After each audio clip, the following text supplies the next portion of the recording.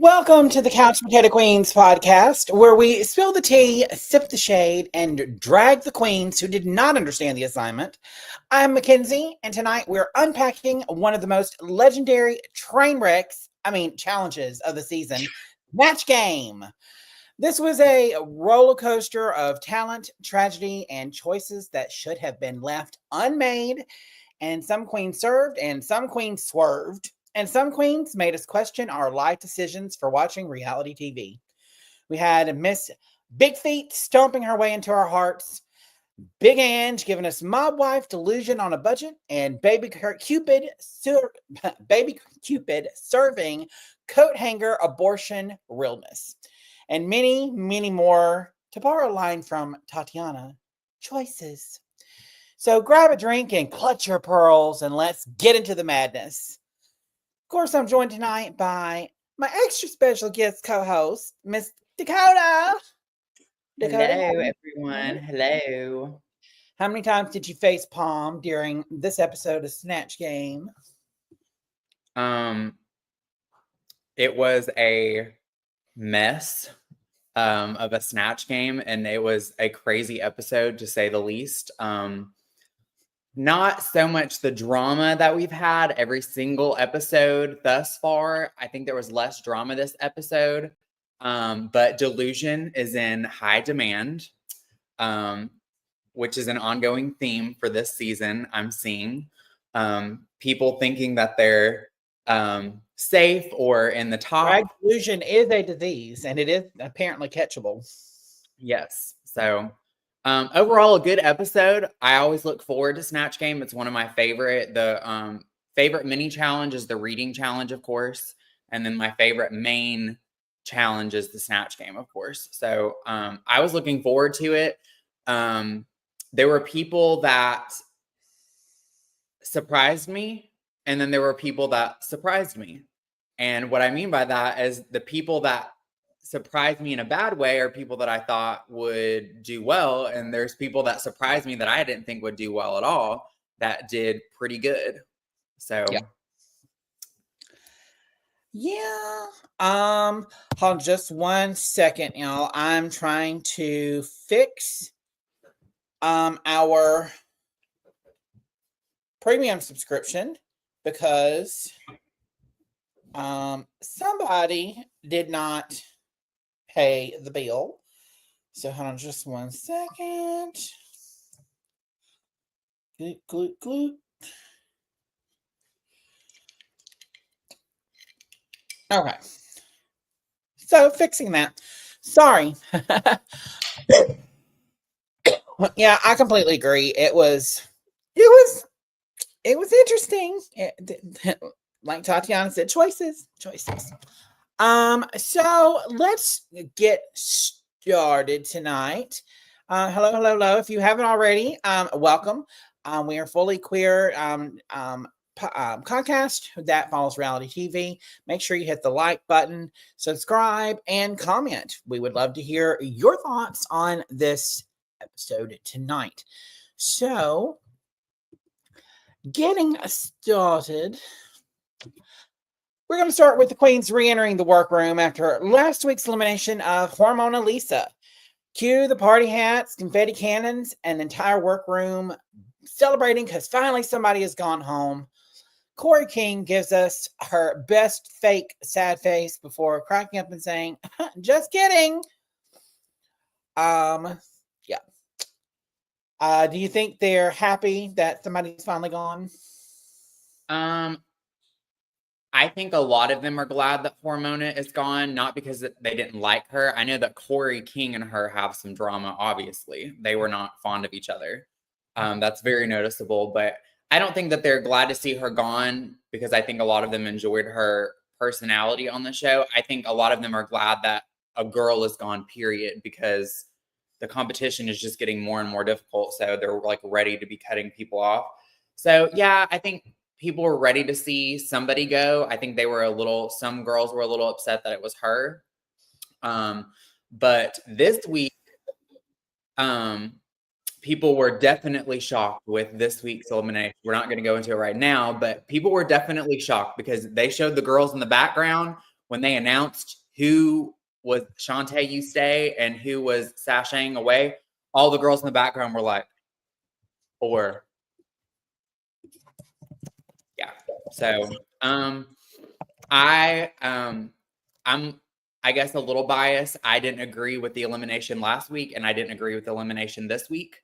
I think last week, I feel like there was some other people that could have been in the bottom over the person that went home. I don't feel like Hormona should have went home last week. I feel like, yeah, she might have been bottom 3 or 4, but I don't feel like she should have been in the bottom 2 personally. I feel like there were some other people in the cast that were not up to par, that have not been up to par for a couple of episodes now, that deserve to be in the bottom 2. But of course, she went home. And then, of course, this week, I guess I could kind of agree the bottom 2 this week, but I did not agree with Rue's choice of who went home from the lip sync. Yep. Yep. Give me just 1 second here. I'm posting this to Twitter. Ignore this message that I'm texting you, Dakota, because I'm just trying to get somewhere where I can get it to copy and paste. Well, sorry, y'all. This is what happens when we are live. And things don't work the way that they're supposed to be. But we're on time this week. That's one thing about me. If I'm driving, we're gonna be in control some sort of way. Yeah, I'm not. No, ma'am. The last 2 weeks have been a little. Last week we were on time too, but I think the issue last week was I was at my parents' house because my mom and I had taken my grandfather to surgery, and we were out and about all day, and we got home later than we were supposed to because of traffic. So I had like 5 minutes to set up my MacBook and my lighting and everything, and had to make do with what I had because I needed a quiet area because my family we're a big family and everyone is loud, and I don't have to deal with that at my house because it's just me. So okay, there we go. I got it posted on Twitter. So Joseph Collins said drag time is on time. A show starts when the bitches show up. That's right. Yep. Yep. A queen is never late. The rest are simply early. Yep. You always say that because usually with me, I'm always running late. Well, I grew up with like Princess Diaries and Anne Hathaway, so I quote that movie a lot. Yeah. So then we get after this little moment with everyone, Jules hyping up Alana's lip sync, calling it iconic. And honey, Auntie Sam Star shut that shit down and was like, iconic is a big word and not needed in this case. I will give Lana Jarre, I will give her praise where it's due. I will say, she has a good stage presence, and she is a good stage performer and lip sync artist. But that's not all that goes into a lip sync. Yeah, girl. Is knowing the words and being able to like be flexible on stage. Yeah. Okay. So there we go. The next day, the queens stroll in and find that Hormona Lisa left her bob wig behind. Cue the jokes that the wig lasted more episodes than she did. The shade, the audacity, and the accuracy.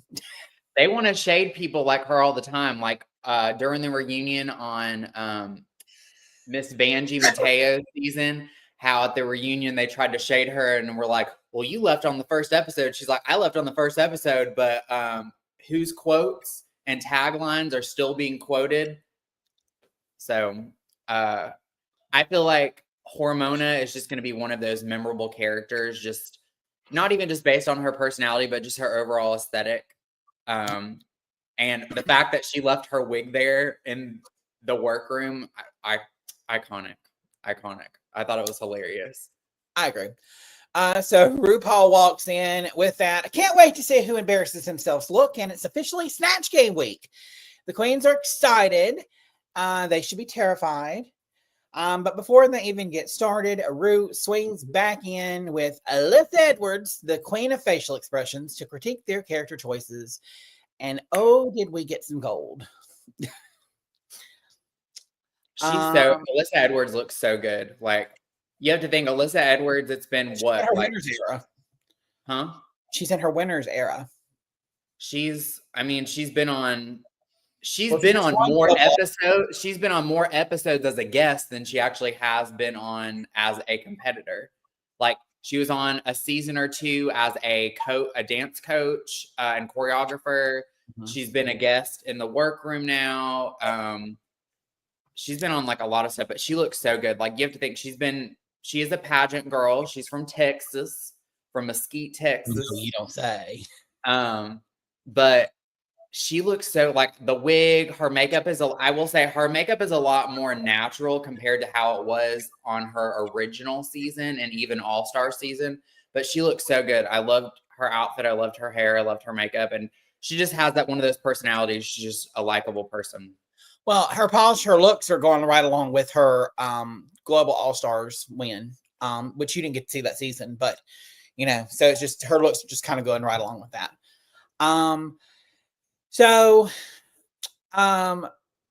Once they start talking, we have something that happened for the first time ever.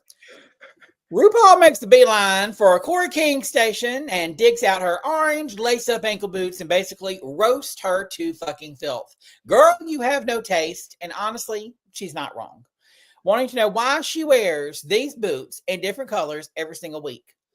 And Alyssa tries to be like, well, maybe she's trying to dance. And RuPaul said, girl, no, she tipping around. Yeah, when Ru singled her out when she first got to the table, singled her out. Corey, why is it that you wear the same non-platform, lace-up, see-through mesh boot in different colors every single week on the runway? She's like, well, I don't. And she's like, okay. Literally goes over to her station and grabs the boot from her station. Ru has never went to someone's station and just grabbed something to prove a point. Like, Ru was reading her, but she didn't. I will say, Corey King has not wore those every episode, but I will say the last 2 episodes, every single outfit that she wore, like for the design challenge, she had 3 different outfits. She had those shoes in 3 different colors for every outfit. So she also should have read her for the bordellos because she wears the bordellos and these boots in a different color to match her outfit. Just Colin said, say what they will about the pageant girls. Those are the only queens that stay booked, and it's because venues appreciate professionalism and punctuality. Honey, you not heard about Alyssa Edwards? She's one of those pageant queens that is notoriously late. Girl, Alyssa Edwards, and it's my sister. I know her, and I love her. So, girl, don't come for me when I say this, but girl, she will show up 2.5 hours late and need another 45 minutes to get her makeup put on. Like, but hey, I sympathize because people put up with it though because they know she's going to bring a crowd, she's going to be professional, and she's going to be fun. Now, pageant queens, and I'm like, maybe I'm biased because I'm from the South, but I feel like pageant queens have some of the best drag, even if it is, they always wear ball gowns and stuff. Baby, their ball gown probably costs more than 20 of your outfits put together.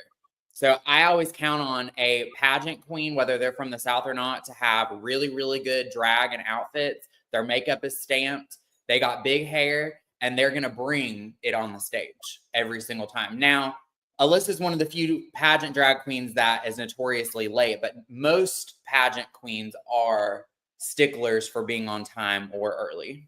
Like Joseph just said, damn, every pageant girl I know is the first one there. Usually, yes. And that's the reason that a pageant girl gets a better show is because they're used to having to put together a talent number that a crowd is going to love and get energized behind and the judges are going to love.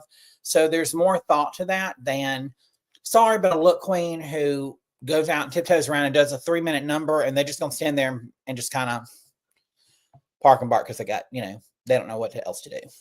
And that's just my opinion.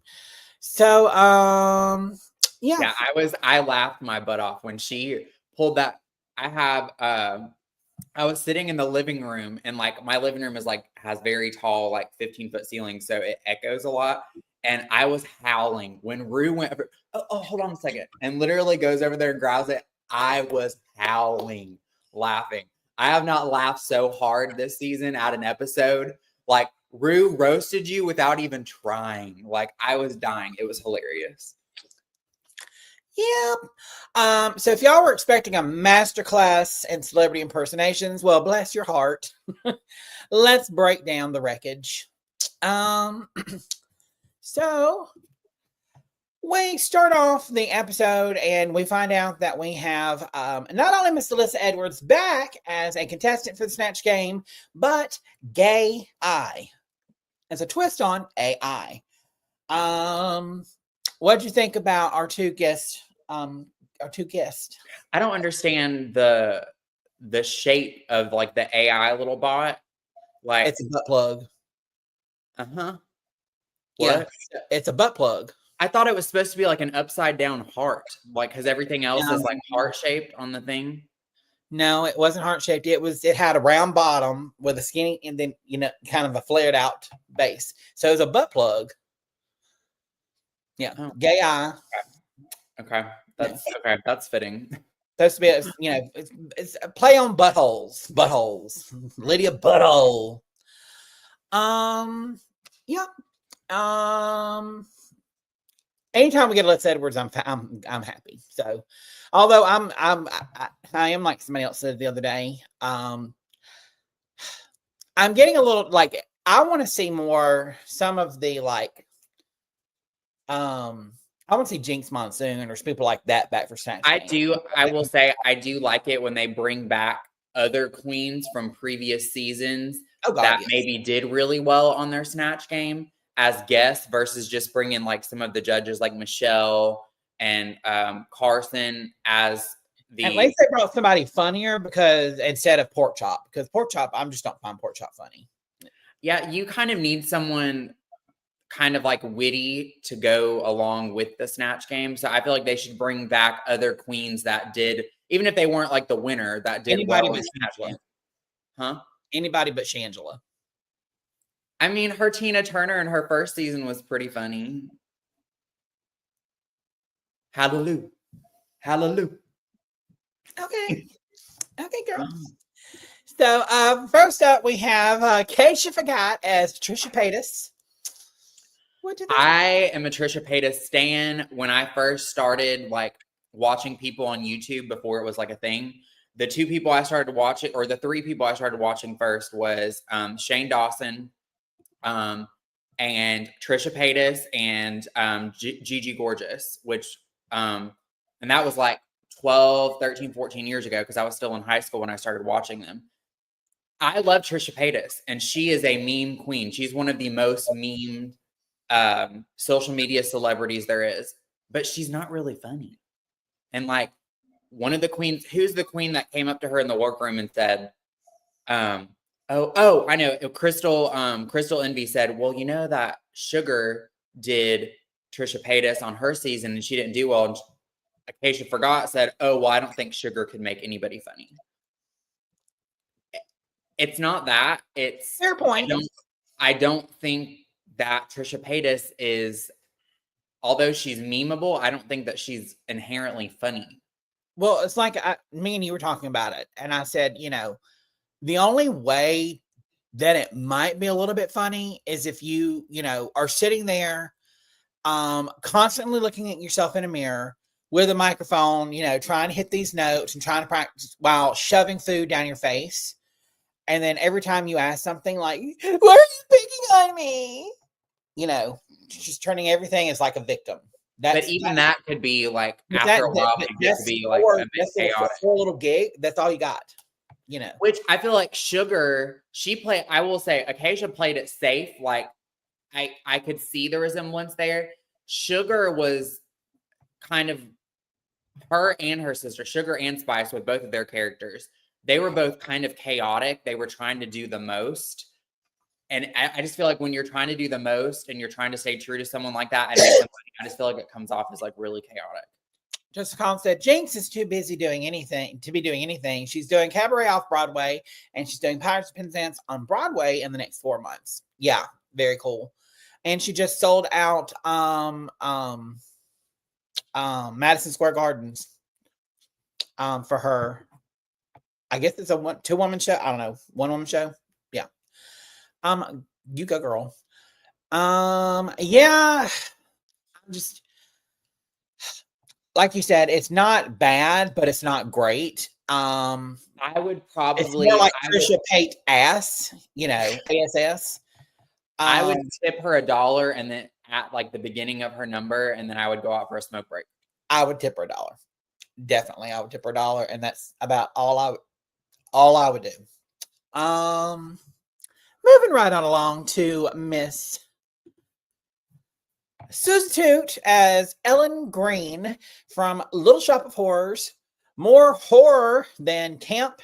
Audrey should be crying in a corner. When we talked at the beginning of the episode about people that I was surprised, both good and bad by, she was one that I was surprised, but in a bad way. Because she is a theater queen and she's been doing so well in the acting challenges, I expected her to bring, and I got excited. Like when everyone was kind of like talking her up in the workroom, and they were all like anxious because they're like, oh, well, she's probably going to be the top contender this week for winner. And then I saw her look, and I was like, last week we were both like, oh, she's probably yeah, gonna be like she's going to be in the top. But her look, like she looks identical. The look is there. The voice was there mostly, but it wasn't funny. Like she was too in character and was focused too much on her mannerisms and the voice.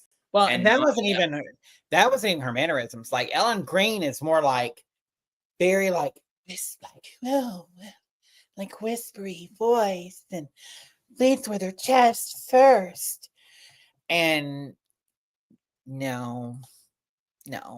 yeah, that was Ellen Green after she went on a 3-night bender at the local gay bars in New York, and she had one too many and burned her tongue water and tequila shots. And burned her tongue on hot chocolate.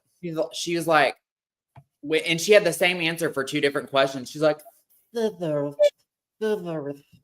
like, what? Like you can't even understand what she's saying. I don't know. I love Little Shop of Horrors, but Susie took a 4. Jessica Collins says Susie took a 4-minute, but she does very well for a number and tried to drag it on for several hours of filming. It was good, kind of tired. Yep. Yeah, she, I think that the part is where she, as we'll find out later, she tries to just justify it and just, we'll talk more about that later. Yeah, for the look and the aesthetic. I would have gone outside to get a smoke or drink. I wouldn't have even tipped it. I would have left in the middle and been like, because I'm a fan and like I know how much work goes into like creating, because not every drag queen that's funny that is doing a character looks just like them. Like she looks a lot like a caricature of Ellen Green, but I would tip her $1 and then I would go like to me, this is her makeup though, because like look at the eyebrows. It's even her same brows, her same to me, this is just her same face that she does. She just figured, oh, I've got a wig, I got the plate. Oh, yeah. I mean, although she has that baby voice, I feel like she isn't really, it's not hard to understand what she's saying. Like when you watch the movie, even if you watch the Broadway version, she has a baby voice and it's very high pitched and kind of whispery and sultry, but it's not like drunken or hard to understand. She's like, oh, Seymour. Oh my goodness, Seymour. But like, she's not like, scissors. Well, this again goes back to, there's been several like concept queens like her that are kind of, oh God, what was her name? Plasma. Plasma was kind of the same way. She, it's almost like they paint themselves into a box. Mm-hmm. And then they don't give themselves the creative freedom to step outside of that box and do something a little bit different. Jessica said, don't traumatize me with the baby voice already. We've got like 4 bitches before we have to talk about Ariette. God damn. PTSD already. Girl, just wait till you hear what I say. Because I appreciate Broadway and musical theater. And I get, if I saw, like, even before hearing him talk, I would have known that that was an homage to Little Shop of Horrors. So I would have tipped it at $1 and probably taken a smoke break, just like I did with it in case you forgot. But next we've got Lexi Love as Gilbert Gottfried. She was better than I thought she was going to be. She was worse than I thought. I thought that she was going to be like. I thought she was going to be lucky to be safe. Like, and then I saw this, and I don't agree with the judges how they said, "Oh, well, you did so awful because you gave up midway through your sentence on everything you said, but it was so funny to see you flopping and to see you give up like that, because then you would like get out of character, then you go back into character, then you get out of character." And I'm just like, it kind of comes off as favoritism. And a lot of people have been saying that. And I love Lexi. She's probably in my top 3 for winner this season. But I will say this was not her best. It was funny. Like, I was laughing because I was like, what is she doing? Like, she would like be right into character, and then she's like, oh shit. And then she at first I thought like, I'm like, and she, because I'm usually doing 2 or 3 other things while I watch this. So at first I'm like, oh, okay, that's choice. And then, well, no, I didn't hear her introduction. And then I heard her start talking. I was like, wait a minute. I thought she was doing Gilbert Gottfried. Is she doing Tony Soprano?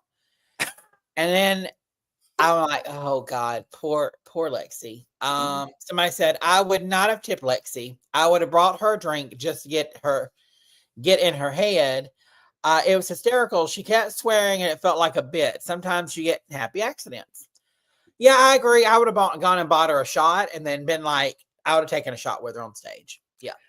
I would have bought her a triple and handed her a cigarette and winked and nodded my head to like get off stage and go to the back to go on a smoke break. Because she don't need a cigarette there. She needed a joint.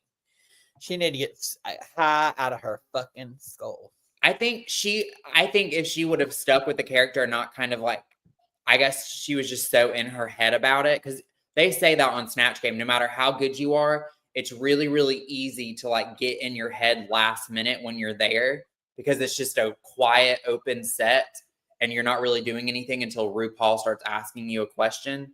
So I could understand. Lana Geray, she was on Roscoe's recount. She even brought up the fact that, you know, for like RuPaul's already are live, that when they're filming that and stuff, the cast and crew are cutting up, laughing, you know, like you're getting visible reactions. When they walk on a Snatch Game set, RuPaul tells everyone, do not react, do not laugh. So everyone has a blank slate on their face, except for the only person who will laugh is RuPaul, obviously. So I think that probably throws some of them off.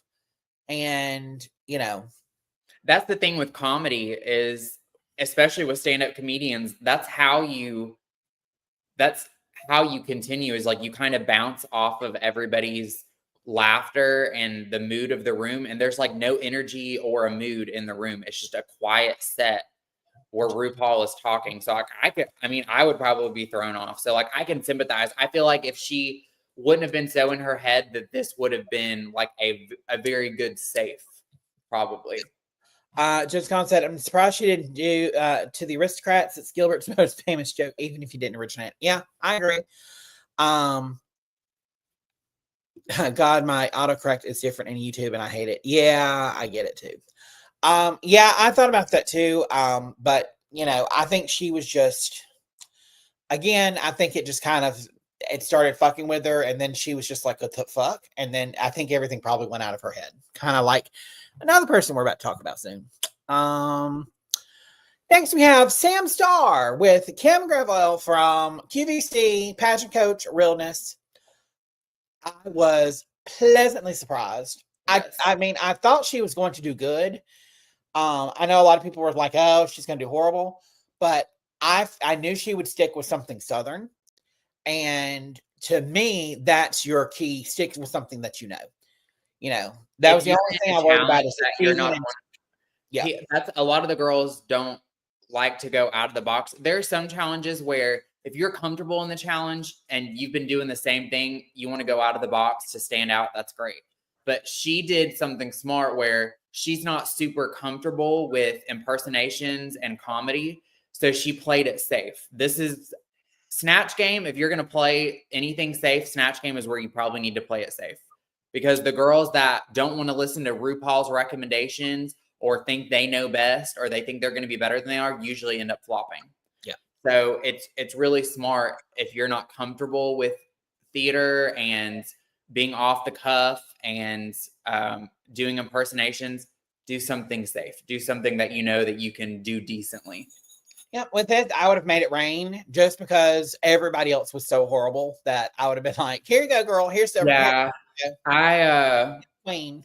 Yeah, I probably would have I would have made it rain in ones. Yeah. But she is one that surprised me. I thought she was just gonna be like meh. Yeah.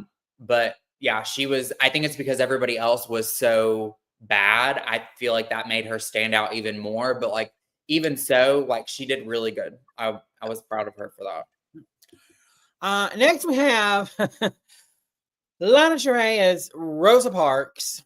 Girl, Rosa deserved better. We all deserved better.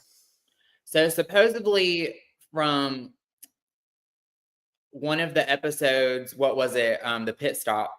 Her drag mother, Lux Noir London, said that is the one look that she forgot at home, but Lux made her throw a bunch of like little wigs just in case she needed them for like a mini challenge.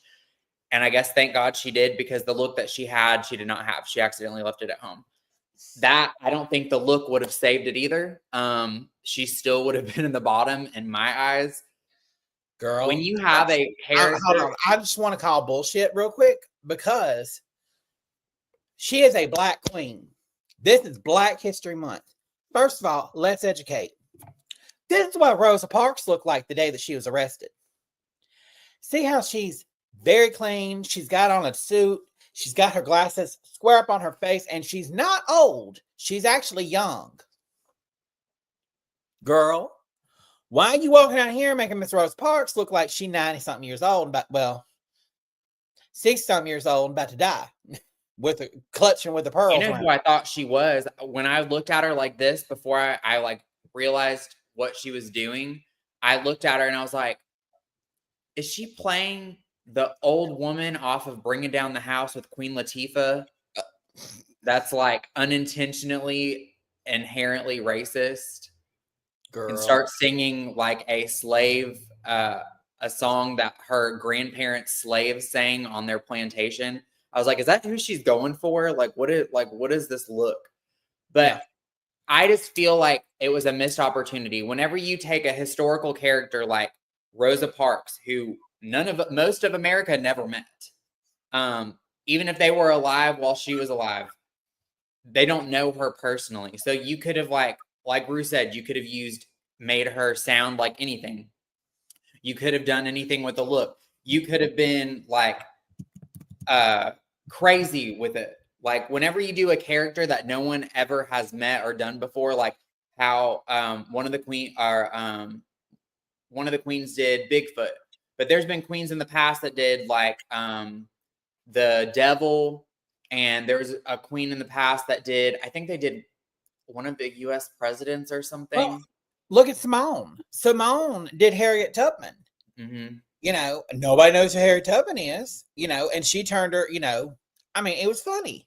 You know, just off the top of my head with Rosa Parks, I could sit there and be like, you know, just ignore the queen and say, no, this is my seat. No, ma'am, this is my seat. No, you're not gonna get me to give up my seat. You know, just start doing like that. Like how they had her sitting at the end of the panel at the top. She's like, they want me to sit at the back of the bus. Now I got to sit at the end of the panel. Like something like she could have said, like not even just the playing off of RuPaul, but also like in between. I do like though, one of the things that made me laugh out loud, laugh, was when RuPaul said, do you want to change seats with one of the queens on the front? Big Ange, you want to change with Big Ange? Big Ange said, I'm Black. I'm Black, RuPaul. Which, I mean, is funny because, of course, Corey King is black anyway. But Big Ange was like so dark complected. For one, she was Italian and tanned all the time. But also, when you're Italian, you actually are a percentage African American. So, I thought it was funny. Huh? Where'd you get that fact? I've never heard that.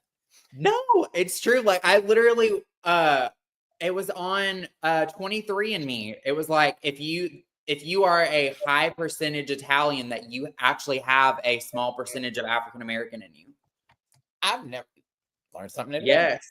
Joey took a 23andMe and he is 93 or 94% Sicilian because he's literally like second generation immigrant. And his 23andMe, I think, said like 3 or 4% African American. Yeah. Cool. Sicilians have an African heritage, just concept. Next we've got Anya Nerve as Eddie Murphy. Funny, but girl, that mustache was fighting for its life. I didn't know which way he was going to go with it because Eddie Murphy is not only a stand-up comedian, but is also a comedic actor and has done so many different characters in movies over the years.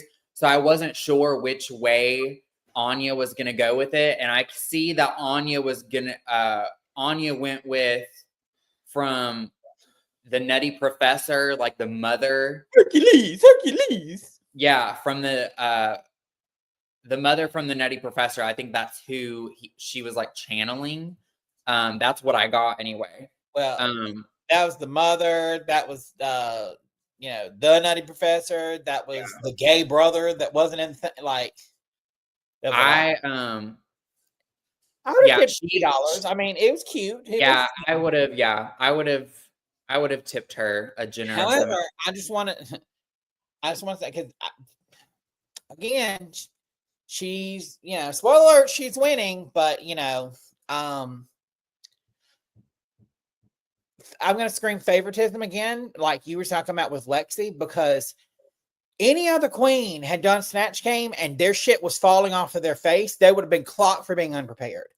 This is a common theme with Anya where it's just not quite as polished as the other girls, or things are falling off, or that, I get things happening. But again, that's where if you're walking out there when you've got something on your face, just like Lexi, or Jules, sorry. I'm sure Jules had glue out there to reapply if anything was falling down, because I saw the little bottle of spirit. It's a big mustache. Like, I don't know how she didn't feel it coming off, because it wasn't like it was just like in one scene. It was like half of the episode, it was like falling off. So like, I don't know if she just didn't have glue, or like she just really didn't know that it was coming off and the spirit gum was coming off. I don't know, but it was very noticeable. But there's been a lot of queens that have big personalities that the judges really like, that have done well in some challenges and have been just in a lot of other challenges. We've seen it time and time again.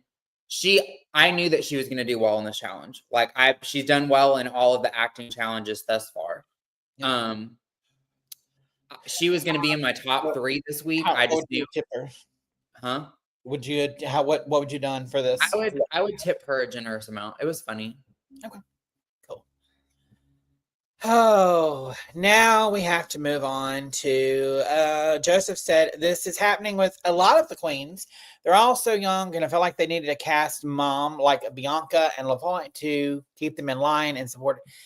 I agree completely. I think, and we're fixing to talk, that just segues us right into our next queen, Ariadne. I'm just a baby.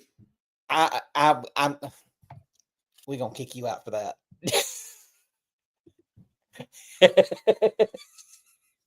I did it for Joseph. Girl, this was a crime against television.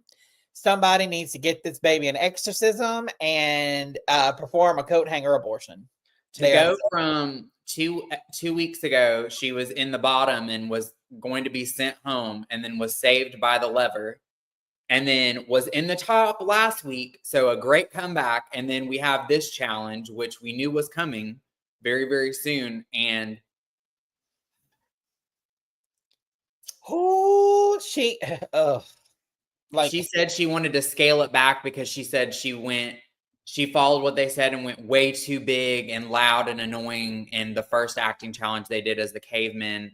And she feel like she wanted to scale it back for this one. But she needs to quit whatever she's doing, and she needs to go and take an acting class or something before she ever goes back on RuPaul's Drag Race. Like, I understand she's going with the whole, like, Cupid as a baby. You know, Cupid, a lot of photos that you see of Cupid is like a cherub child. I wouldn't have done Cupid as a baby. Personally, I would have done Cupid as an adult. But I feel like since she went with the baby, she could have done so much with it. She could have done like something like just randomly started like crying or like, what do I do? I just shit my pants or something like that. Like something funny, like how Jimbo did Shirley Temple and was like, girl, who would believe I just shit myself?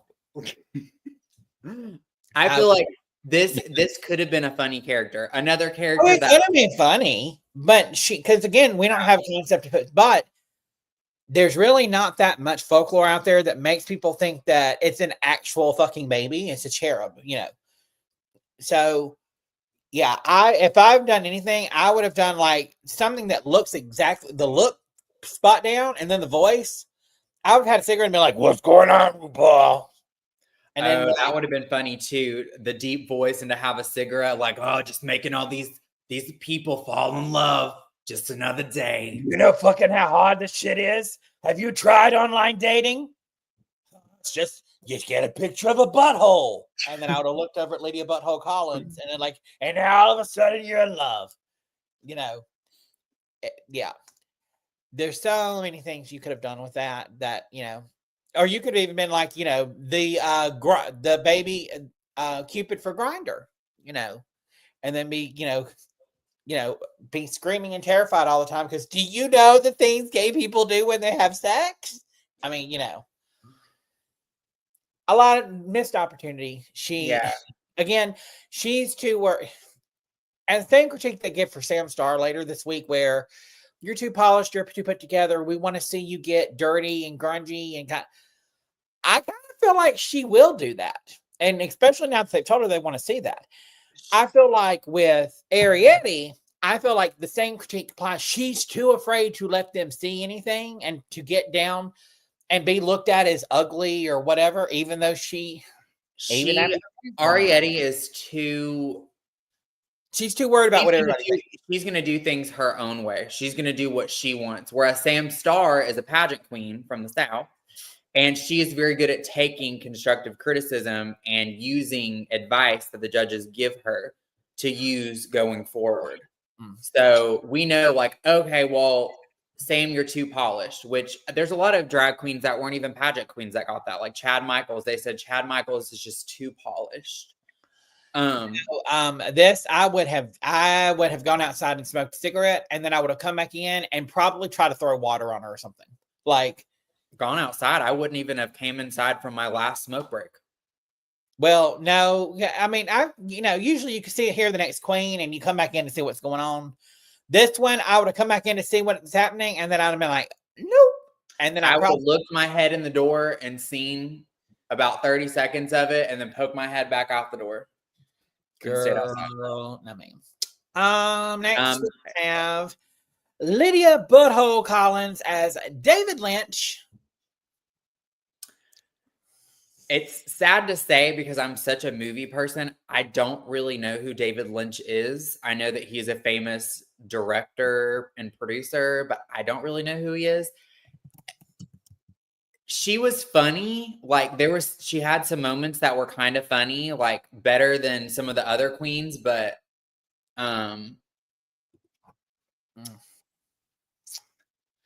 yeah, I would have rather watched Eraserhead on loop than to watch this.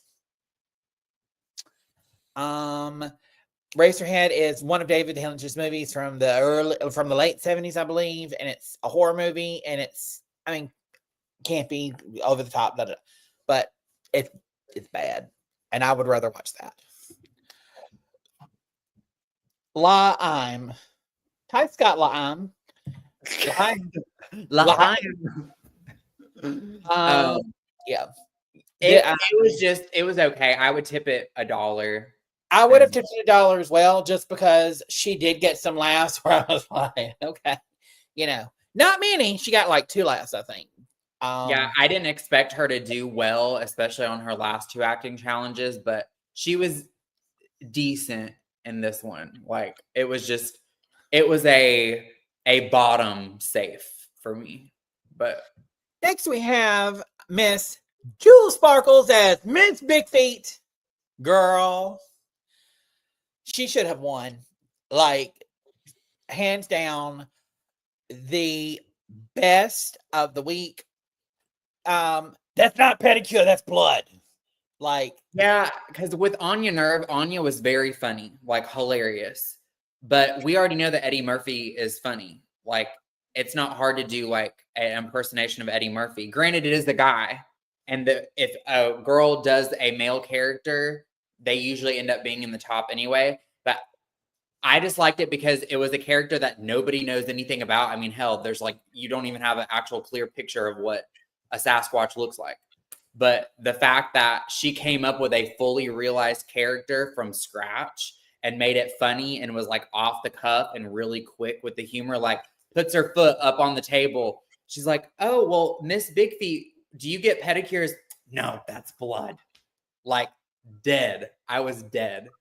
I feel like her and Anya deserve to be in the top, but I feel like she should have won this episode because this plus her runway together, her runway was like just a little bit better than Anya's. Picking her foot up and then using that to scratch her head. Yes. Just completely loved it. I feel like she should have won this episode. Anya was definitely a close second, but I feel like she should have won this episode. Like, I would have made it rain. I would have tipped this a 20 or more. Yeah. I love this.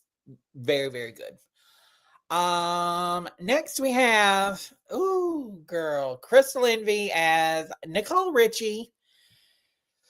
Oh, okay. She is a great makeup artist, and we know that Crystal is beautiful in and out of drag. And I grew up watching The Simple Life. Granted, I was like 8 or 9 years old when The Simple Life came out, but I would rent it, go to the movie gallery, and I would rent A Simple Life because I saw Paris and Nicole and there. I was like, oh, they're pretty. I want to look like that. So I'm going to watch it, not understanding even what a reality show was back then. I was just like, why does this seem like it was filmed with like a cheap camera? Well, I fell in love with them. So like, I've always loved them. I don't know if I would have done Nicole because although Nicole is very sarcastic and she can be funny, like she's just not like a funny person, like off the cuff, I guess. Well, but she wasn't given Nicole Richie. For me, everyone else is saying, oh, she looks like this, or she looks like this. She looks like Tiffany from The Bride of Chucky. That's who she looks like. I can see that. But I also, somebody else said that she should have done JWoww from Jersey Shore.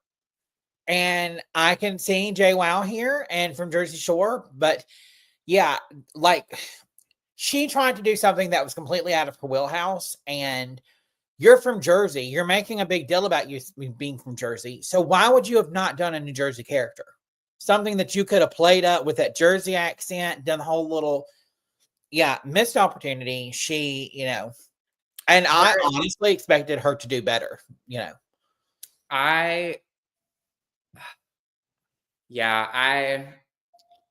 I would have tipped her $1 because I felt bad about how horrible it was. But I would have probably done that too. Because Crystal Envy was like in my top 3 for like winners this season. So I guess I'm kind of partial, and I felt really bad for her because she's been doing so good this season thus far. Like, she's either been safe or she's been in the top every single week. So to see her bomb like this after the judges gave her a critique, like, oh, well, we want to see kind of the same with Sam Star. Like, we want to see more of you. You're so poised and like perfect. Like we want to see like more from you. Yeah. So the fact that she did this, it was kind of like heartbreaking to see her do so horrible in the Snatch Game. Next, we have Corey King as Big Ange. Funny and campy. I liked it. I'd have tipped it Hilarious. Yep. Because I think the only other person that's done Big Ange and did it well was, oh my gosh, what was her name? From Violet Chachki's season. The one that got in an argument with RuPaul, like one of the only queens to ever get in an argument with RuPaul. Is there something on my face? Milk? No. She's sitting on the couch and she's like, oh God, I just lost it again. She's sitting on the couch in the workroom and she's like, well, you don't really have a big personality and you're kind of boring. She's like, you want to light a fire under my ass, but you literally just told me that I have no personality and that I'm boring. How is that supposed to make me feel better and want to do better in the challenge? And then RuPaul's just kind of looking at her and she's like, do I have something on my face? Oh my God, who is it? She's like, I think she still does drag, but she's like she's really, really cute as a boy. Like very, very cute. I follow her on Instagram. Who? Pearl? Yes, Pearl. Yes. Pearl did Big Ange on her season and it was hilarious.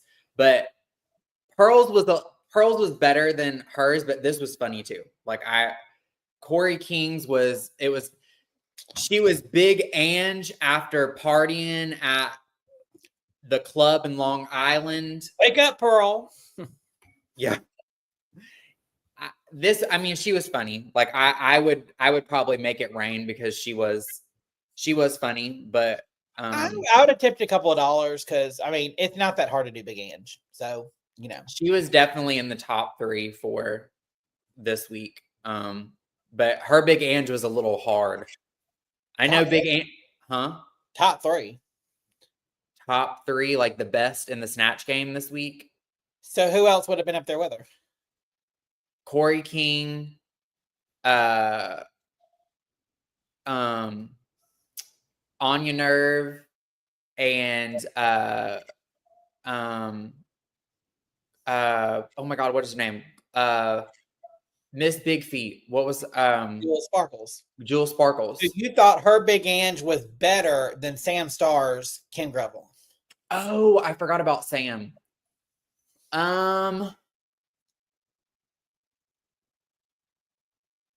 Okay, we'll say top 4.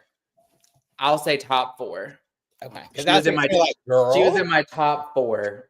Girl. Okay.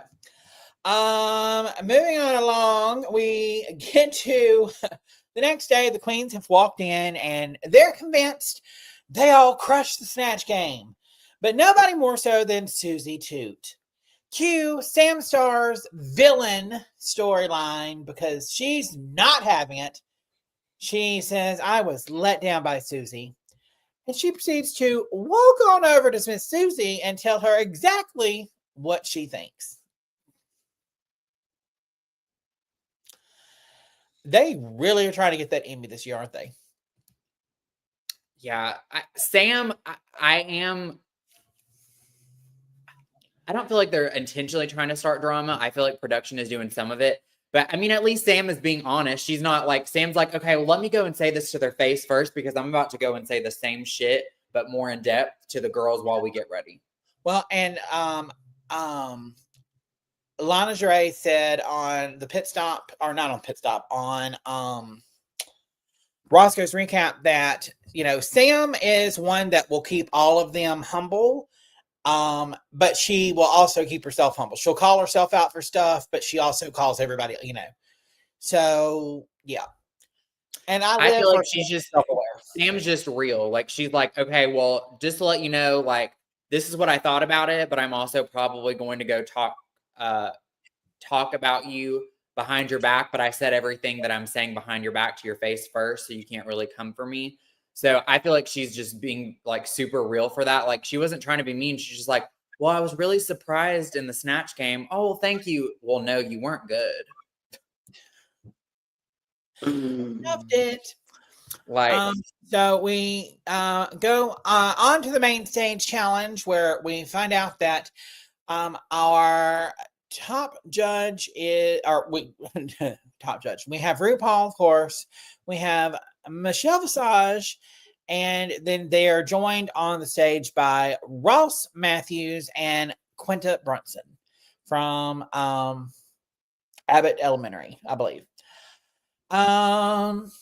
They all look gorgeous. I don't know. RuPaul's outfit does not match with the others to me, but I love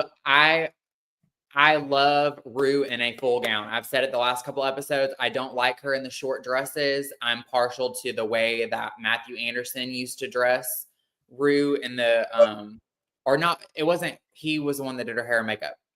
Joseph said. He said, "Oh, Bob Mackie did a lot of her gowns the first couple of seasons." That's what Joseph Collins said. I love her in a full gown. So the fringe moment, love, and I love her in like a big blonde full wig. Like I feel like her wigs, the last couple of episodes haven't been as big, and they've kind of been just not flat, but they've just been no vibrancy to them. I feel like this wig and like the gown, she looks so good in it. I love her in a full gown. Yep. So. Going to our first queen on the stage, we have Acacia Forgot. Acacia is for me serving Troop Beverly Hills Couture. Shelley Long would approve. I can see it, and it's probably the best that she's looked all season for me. Yeah. I would mop it. I would mop it. Like, I'm not going to say it's a slay of the day for me, but I would mop it. Like, I love this look. And to be fair, I think we need to start limiting our slay of the days to one, like they do on, Yeah. I'm going to mop it. Yep, I'll mop it too. I feel like we also need one more option besides just slay of the day and mop it and popcorn pass. I feel like we do. We have Couch Catastrophe. Well, yeah, but I feel like we need something between like mop it and slay of the day. One, come up. If you think of one, let me know. We'll do something. Next, we have Susie Toot with Iron Maiden with literal iron nails all over herself. Very Sleepy Hollow. Ichabod Crane's mother was a witch and was killed by an Iron Maiden. So I like this look. I mean, this is my slay of the day. Yep.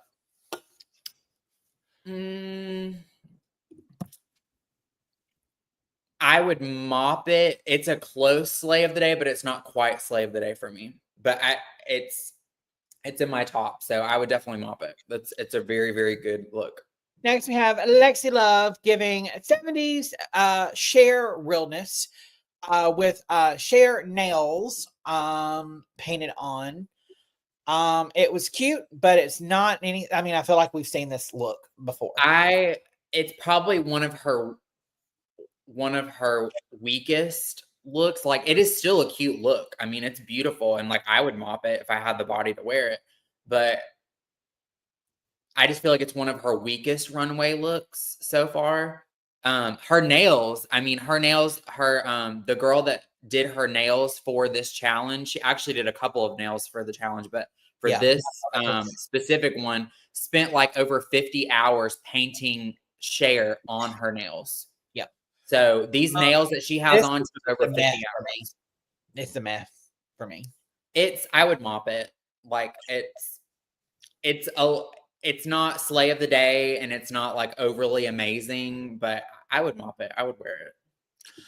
Next, we have Sam Star giving us syringe fingers, plastic surgery, realness. I feel like we've seen it before. This is probably the best that it's been done, but I mean, it's not an original idea. Her drag mother did it. Sharon Neals did it. Detox did it. I think Pearl even did it, maybe. It's just. I would mop it. Like, I think it's a cute look.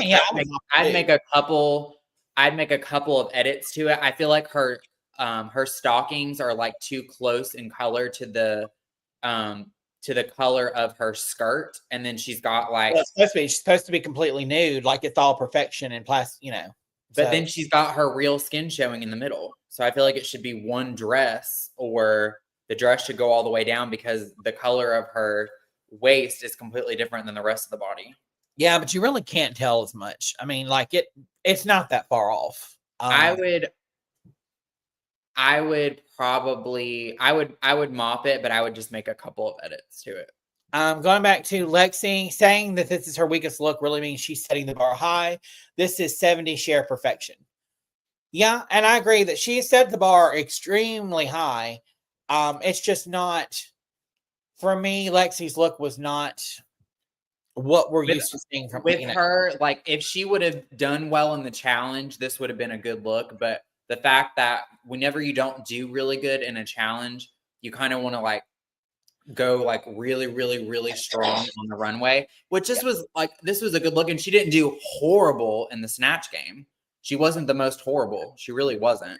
She was funny. It was just her flopping was funny, which a lot of people flopping is cringy and you feel bad for them. But her look wasn't horrible by any means. It was just probably one of her weakest looks this season, but it was still cute. I mean, I would wear it. Yep. But this look, I would mop Sam's. I would mop it. I would just make a couple of edits to it. Next, we have lingerie serving a wrinkled pile of poo. People were raving about this.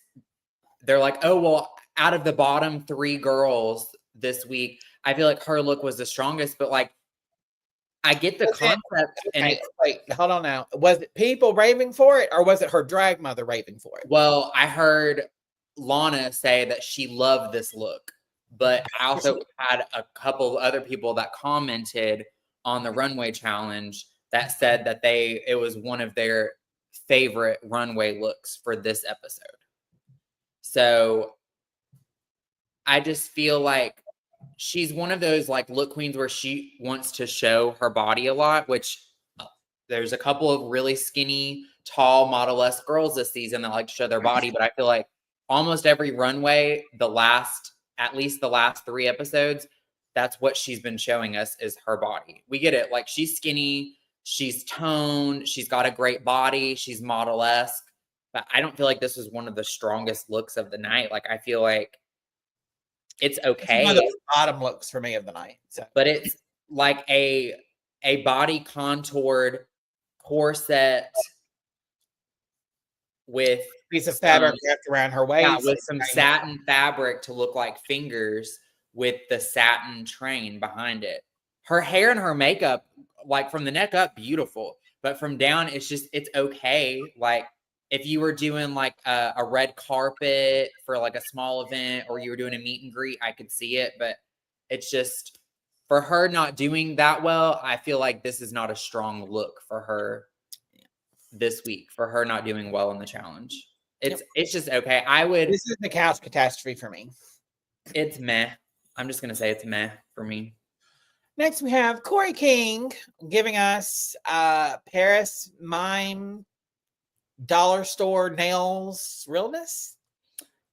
Okay. I get the look that she's going for. I just feel like out of everyone, this is the most basic look on the runway. Like, you know how Lexi's, we said, oh, hers is the weakest out of all of her stage outfits so far. Yeah. It's still stronger than this.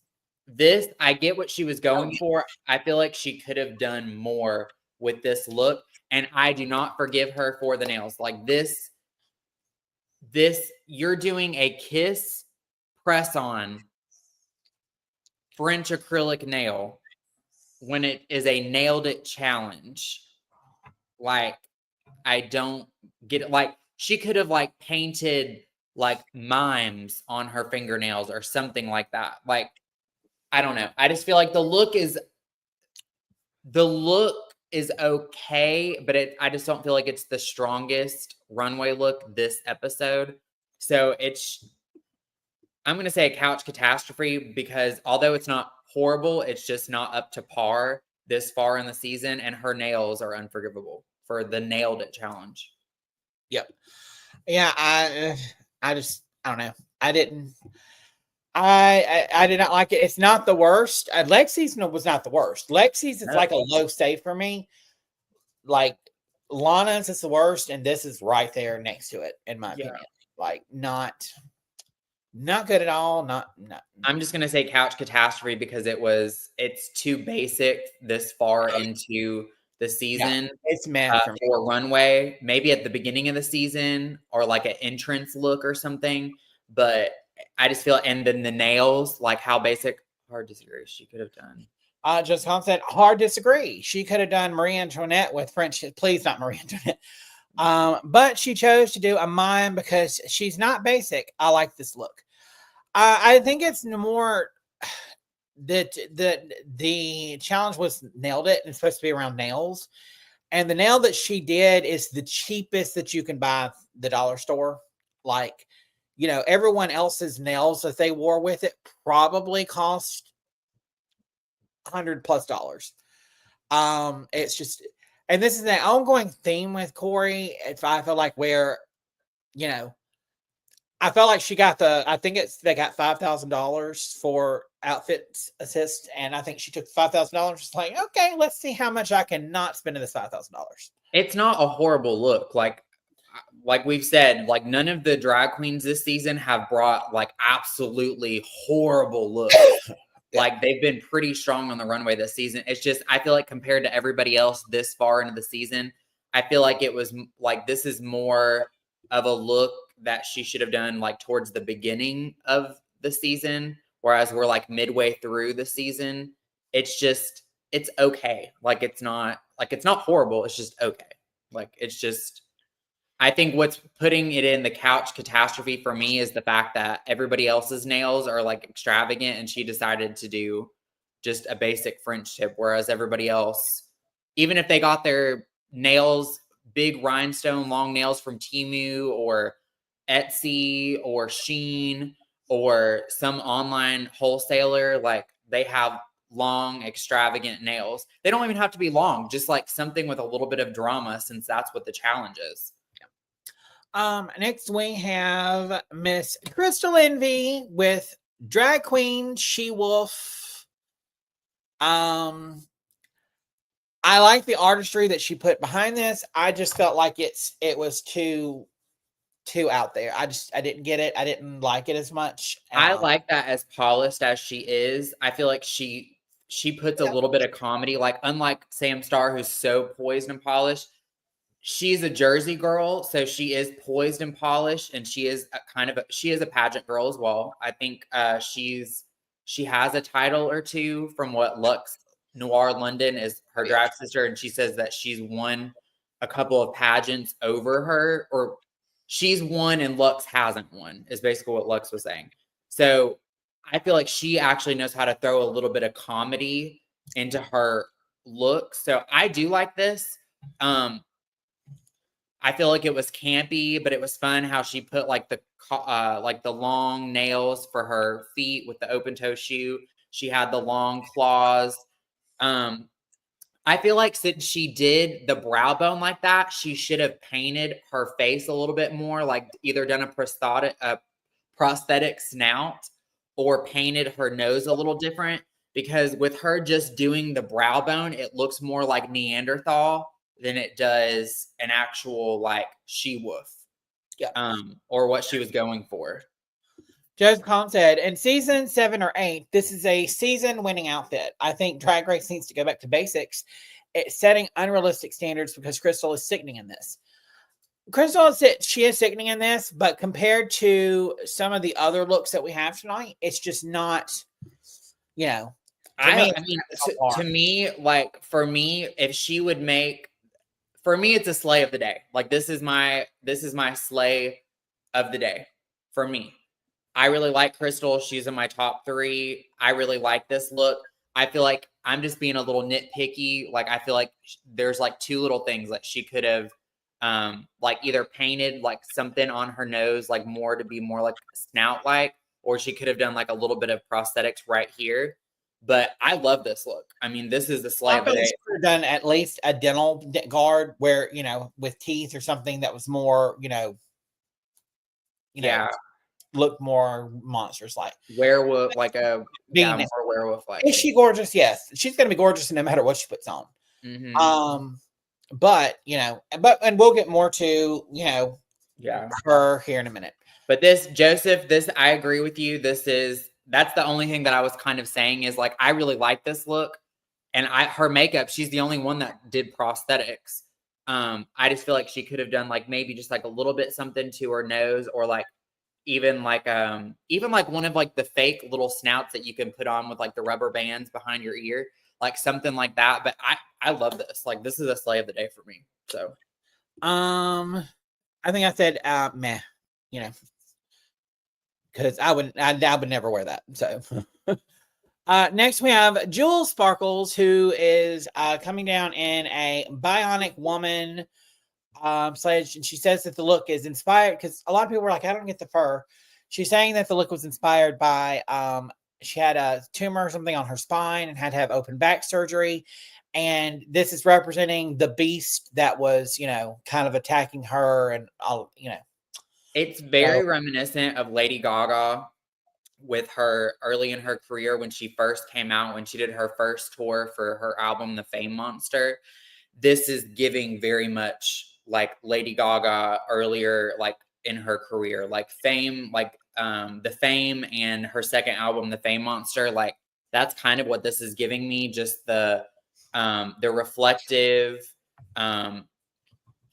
I don't know if it's like actual metal or if it's like plastic, but the reflective corset. And then I love it because it looks very similar to Trinity, her finale corset that she had.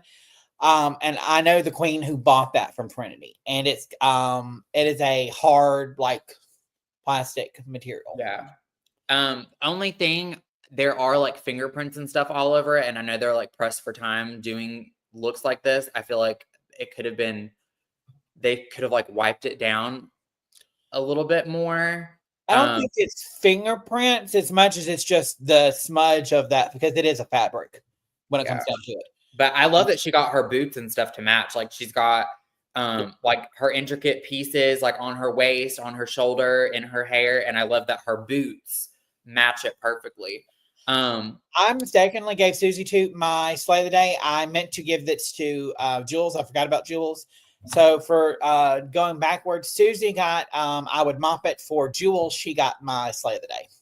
Yeah, I love this. I love the story behind it as well, because there's a personal story behind it. I would mop this, but I still feel like, I know we haven't came across, we haven't done, she's coming up soon. We haven't done On Your Nerve yet, but I feel like between the Snatch Game and the Runway, if you put them together, that she should have won. This is why I said she should have won over On Your Nerve, because I feel like her Runway is stronger. Like I would mop it. Yep. Next we have Lydia Butthole Collins.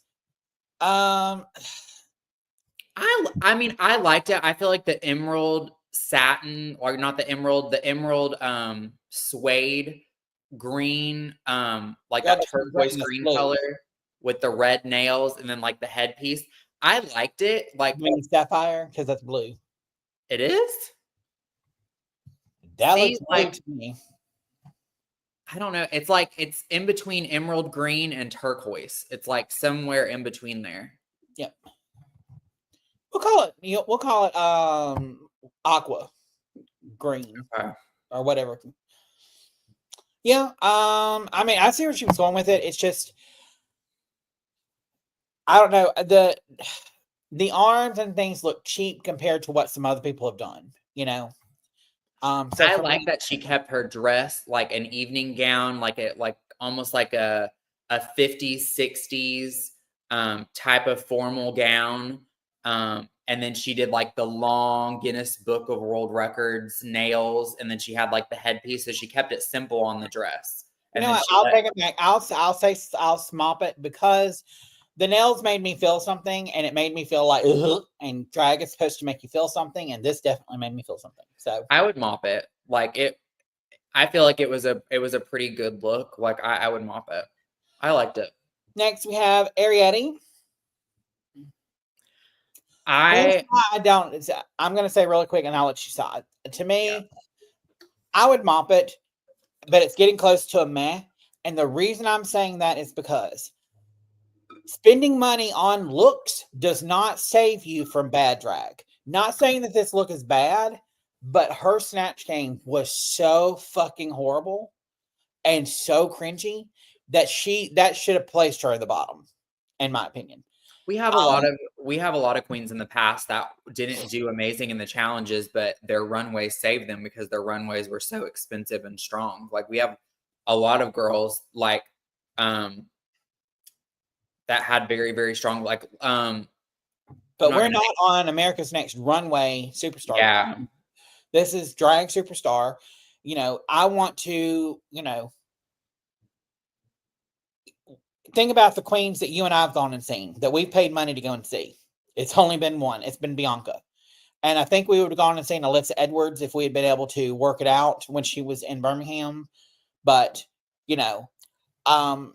Alyssa's going to crack some jokes and she's going to perform and do some stand-up, and talk a little bit. Bianca is going to get up and give you a stand-up show. And, Joseph Collins said it's giving Cats, the movie, not the play. Yeah, cringe. I can see it. Yep. I can see it. I'll give her the credit. Like, she has very, very good fashion this season, and she's not super strong in a lot of the acting challenges, and her personality isn't like overly big, but she's young. She's still really young. So she's still kind of like, I think that's what we also like have to remember too. A lot of these queens are really young. So I feel like maybe in the next like 5 to 7 years, they'll be where they need to be in drag. But like, she's brought, for as young as she is, she's brought such strong looks and fashion this season. And I applaud her for that because she's on another level. Like, she's on some of these drag queens that were on the show 10 years ago. She's on like their level when it comes to fashion and drag. It's just, she's not there as a well-rounded queen yet when it comes to being 100% around being like fully polished and having like her full wheelhouse at her fingertips. I feel like she's got a couple of things to work on, but she's still young. Yeah. So I applaud her for her fashion that she's brought this season. She is she's the strongest makeup artist. We know that. But also her looks have been some of the strongest this season. Or really in the last couple of years. Like, she's brought it on the runway. But I disagree with the past couple of years because we had last season in All Stars. Oh God. Plastic Tiara. But Plastic Tiara was her All-Star season. Like, this is like a regular season. Someone that doesn't even on her main season. Like, to me, Ariadne, and again, you got to think she's always had the pink or the white triangle in the middle of her face and all this. Her looks have always been, but attached to it. Yeah, she did really good on her last design challenge that she won. But for me, that's one, I'd say maybe two that I'm just like, oh, wow on. So I wouldn't say that hers is the best. Yeah, she's not the best. She's just in the top 5 in the last 2 or 3 seasons that have brought it every single week. Like Nymphia Wind, very strong on the runway. Plastic Tiara, very strong on the runway. There's a couple. Wind is honestly probably one of the top that we've had. Yeah. Period. And the outfits that she made, that she brought with her, and the ones that she made in the design challenges on her season, like, amazing. Yep. Amazing. I want to see her Ariadne though. Like, I don't want to see it with an alien thing attached to it. I want to see it as like a because I don't get the whole alien thing. And I don't, that's just something for me that I want to see. If they're going to give critiques and say, I want to see you do something different, that'd be mine. I would mop it. Like, it's not the slay of the day for me. The slay of the day for me was Crystal. For me, it's a mess. But it's, I would mop it. It's beautiful. Next we have, last but not least, is Anya Nerve giving us a Bonner Brothers hair show. Yeah. Cute, but raggedy. I'd mop it because I can get a little wretched sometimes. I'd mop it. I'm just gonna say meh because like I love aspects of it, but I don't know. I feel like if There's she other queens that have done similar looks, but better, like Simone.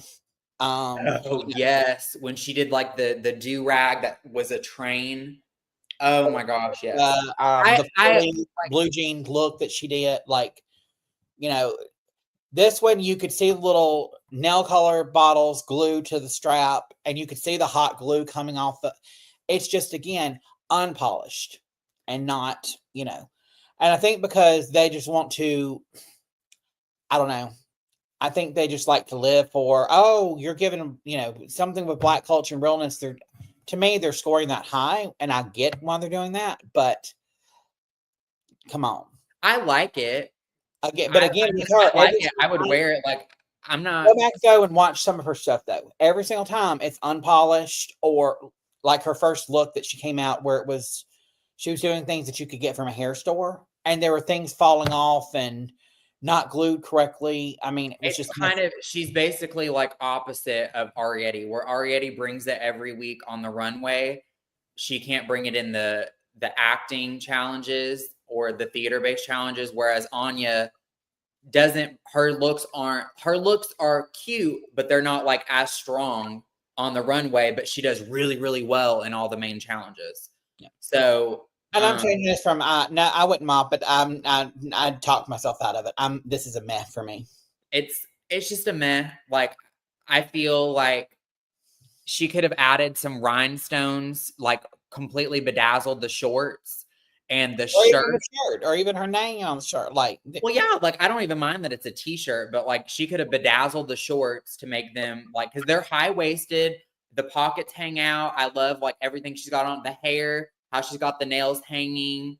It kind of gives like an homage to like Asian culture with geishas, and they have like the big hair pieces with things. So yeah, when I went to hair school, like Bonner Brothers is the big Black community hair show that's in Atlanta, and they do like a kind of a hair or a beauty like looks, and this is the look that would come out with, like, the different branches and nails coming off of it. And I'll send you later some pictures and things from their hair shows. Like, it's over the top.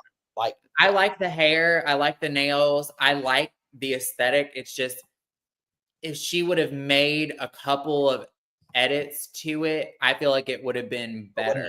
Polish. It's just kind of, I would wear it, but it's just kind of meh. Yeah. I feel her and the top two was her and well, we're fixing to get there. Yeah. So we find out that the Safe Queens includes the face crack of the century, Miss Susie Toot, who was convinced that she was going to win. And Susie Toot just basically stands there looking like this for about 5 seconds and doesn't move, just like, really? Really? I mean, she's won 2 challenges, but like, I think everybody was not only shocked, they were disappointed because they know how well she does in all of the acting and theater challenges. And it wasn't she was talking herself up for the other challenges that she won. She talked herself up for this challenge. And then everybody was so shocked about how horrible it was because there was no jokes. Like, it wasn't funny at all. So I don't. Yeah. We find out that Anya Nerve has won this week. Do you agree? I feel like the other challenges that she's been in the top, she should have won. But I feel like this week, it's not just the Snatch Game, but also the runway taken into account for me. I feel like... well, no, for me, it's the main challenge with her mustache falling off. And this, with it being unpolished, to me, that's just both. Yeah, it's just 2 strikes for me. What was her name? Jewel Sparkles. Jewel Sparkles. I feel like her runway was stronger. And I feel like they were pretty even in the Snatch Game, but I feel like her runway was stronger. I feel like she should have been... They were in the top 2, but I feel like she should have won over Anya for the winner. Completely.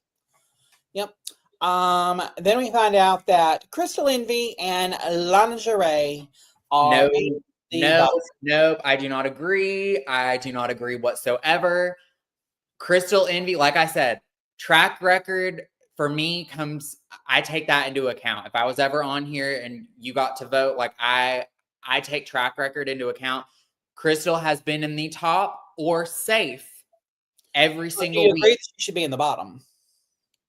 No, like she should have been in the bottom. She was in the bottom 3 or 4, but also who should be lip syncing with Lana, or should Lana even be lip syncing? Yes, Lana should be in the bottom. She was in the bottom last week. She didn't do good in this challenge either. Her runway wasn't the strongest either. So who should be there with her instead? It should have been.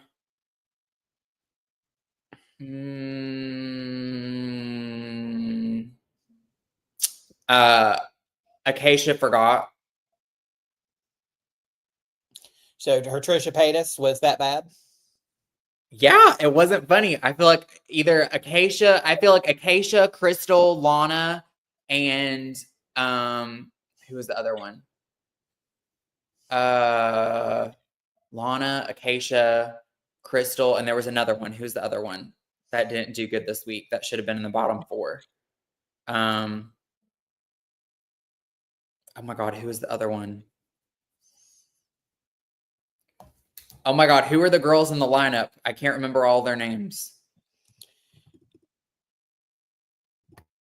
Girl. Hold on, I'm trying to scroll right here so you can see everybody standing. Okay. Sitting. Are you thinking about Susie?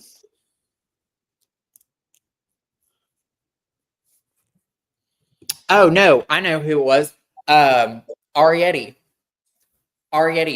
Susie 2. I mean, Susie 2 wasn't good either, but Susie 2 also has had like 2 wins, and it was pretty bad, but I guess the look was there. But bottom 4 was definitely Acacia forgot, Arietti, Crystal, and Lana. And I feel like Crystal. I don't think Acacia should have been in the bottom. I think it would have been Susie, Crystal, Lana, and Arietti. But I still think Crystal deserved to be in the bottom 2 to give her a wake-up call. But yeah, I don't agree with anything. Yeah. So Lana, I believe, should be there, but I feel like Crystal was definitely in the bottom, but I don't feel like she should have been bottom 2. I feel like she could have been replaced by either Arietti or Susie Toot or Acacia, because I don't feel like any of the characters were really that funny. Maybe they had some moments that we didn't see, but I feel like Crystal has a strong track record and she's been doing well thus far. I feel like the other girls don't have as strong of a track record, and they didn't do good in the challenge either, and their runway wasn't as strong. I feel like one of those other 3 could have taken the place of Crystal, but Crystal, I do agree, should have been in the bottom 3 or 4. Well, we have the queens lip syncing to "Hands to Myself" by Selena Gomez, and gets a little physical. Crystal kind of gets up on Anya, who not Anya, Lana, who won't get out of the fucking way, and starts to try to take it personal, and then does a move and loses her fucking wig on the main stage of RuPaul's Drag Race. And then we find out that somehow Lana wins.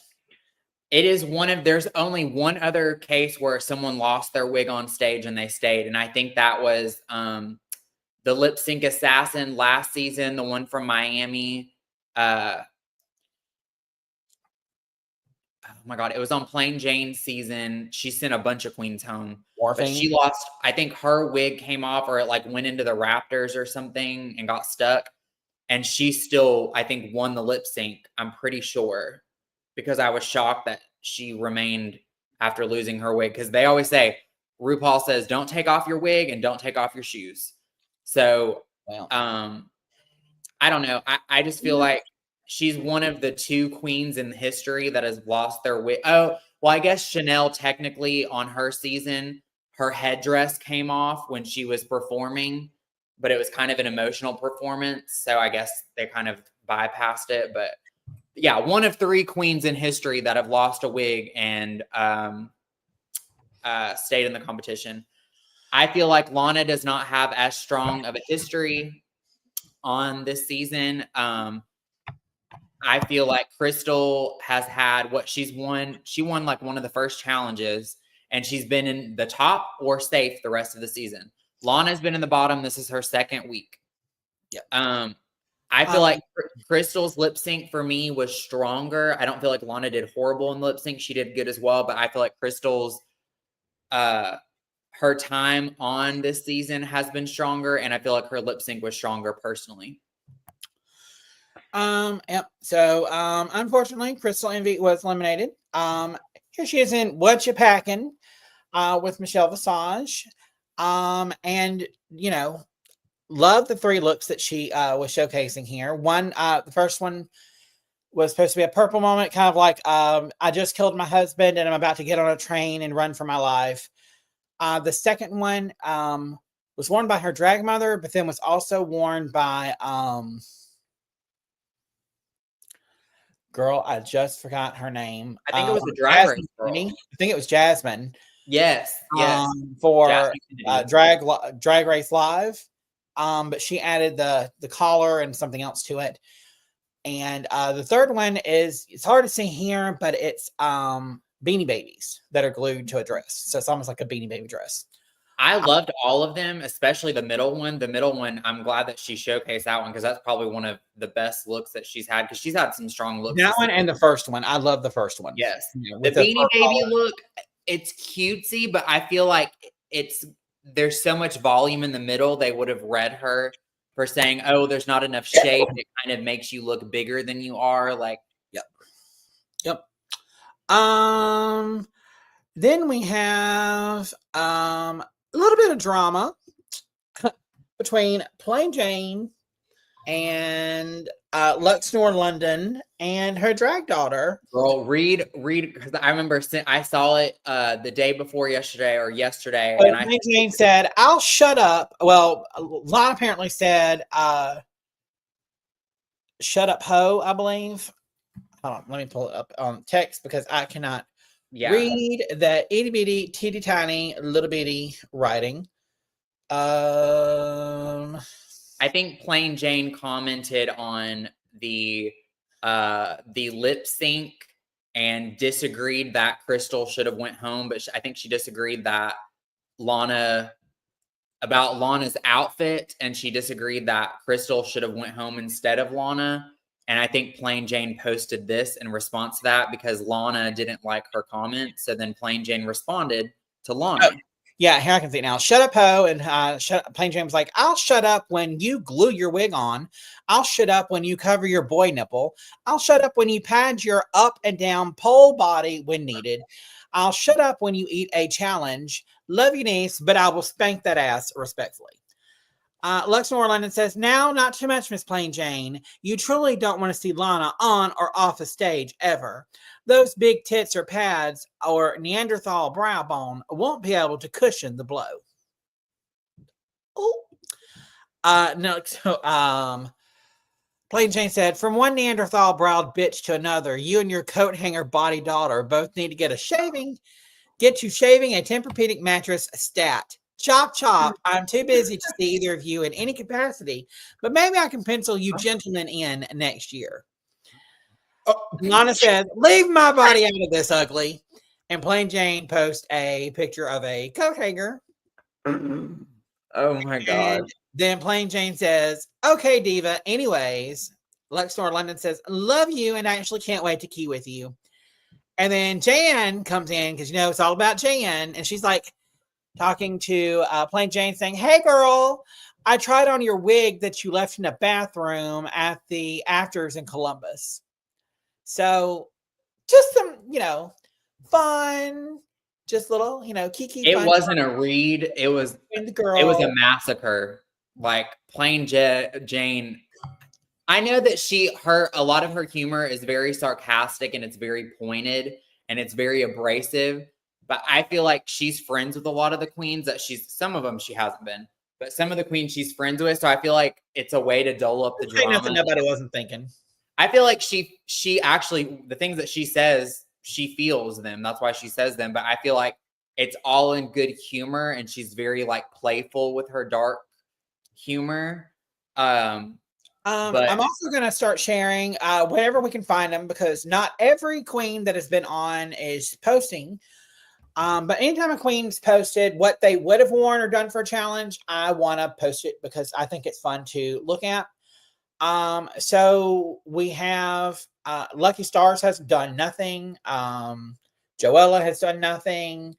So the only person I can find is Hormona Lisa saying, "This was not my final Snatch Game character, but it was my backup.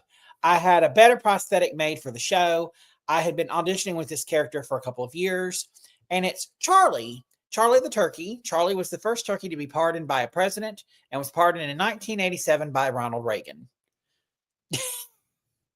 I feel like this was, especially with her, we've seen her like do like pretty well or okay in the acting challenges. I feel like it was probably going to be funny, especially if this was just her backup, because I mean, it's already hilarious. Yep. Just physically, but. And then we also have from Miss Mona Lisa what she would have worn for this challenge, this Nailed It challenge. And the what they she also packing, have pictures of each of the judges painted on them, similar to what Lexi did with the Cher.